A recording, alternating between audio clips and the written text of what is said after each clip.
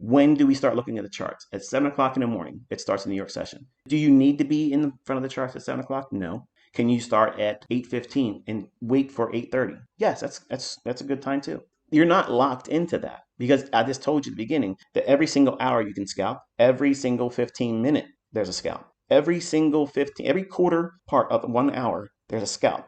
But it isn't going to run 100 handles all the time. So you have to strip it down. So what's the minimum that I would like to see for trading and scalping the NASDAQ?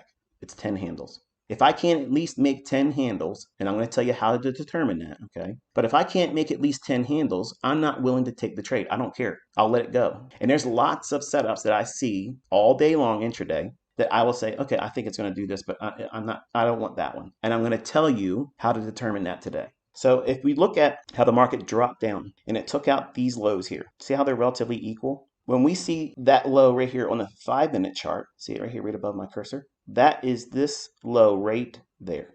Go to the left of that low, what do you see? That's a down close candle. That is an order block. What this is a candle that is opposed. It's closing lower. So it's a down close in a market that's predisposed to go higher. Why should it go higher? Well, go up one time frame from the 5-minute and it's the 15-minute. What's right here? See these smooth highs right here? Look where it goes to. It goes right there, stops, and comes right back down. And does what? It unsettles the longs that had a stop loss right below that low right there. And then the more prominent run takes place.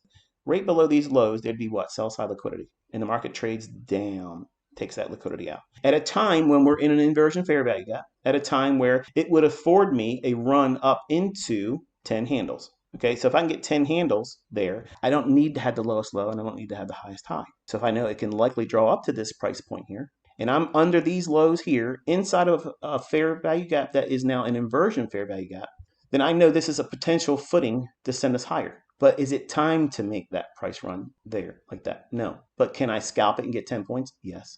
We have the market trading below the lows here. I see the market taking out sell side. I want to be a buyer of that. But I saw price on a 1-minute chart saying, okay, I can't get the lowest low, but I'm going to try to get as much as I can because I do believe we're going to go higher, at least 10 handles. What is this separation right here between this candle's low and this candle's high? If I'm bullish, it's a fair value gap, right? What kind of fair value gap? Inversion fair value gap. So in here, we're seeing price drop down, the market runs up, and we have a down close candle, and we have market trading down into that. So we have several factors here that are building on this potentially being a short-term turn, and then price running higher for 10 handles. That's all you need. There's a trade, and my first entry right there was inside that inversion fair value gap, right there. Then my second entry was right here as we touched the low of that inversion fair value gap. My risk was right below that low. Very, very, very small stop. Now, this is not the time for the run for the day. That's the reason why I only wanted to use 10 handles. What time will the market run algorithmically? For the note-taking folks, the ones that are really taking it serious, learning, macros in price action, okay? Unless we're talking about the last hour between 3 o'clock and 4 o'clock in the U.S. markets, okay? The last hour, 3 p.m. Eastern Standard Time to 4 p.m. Eastern Standard Time. There are 4 specific macros in that 1-hour time frame.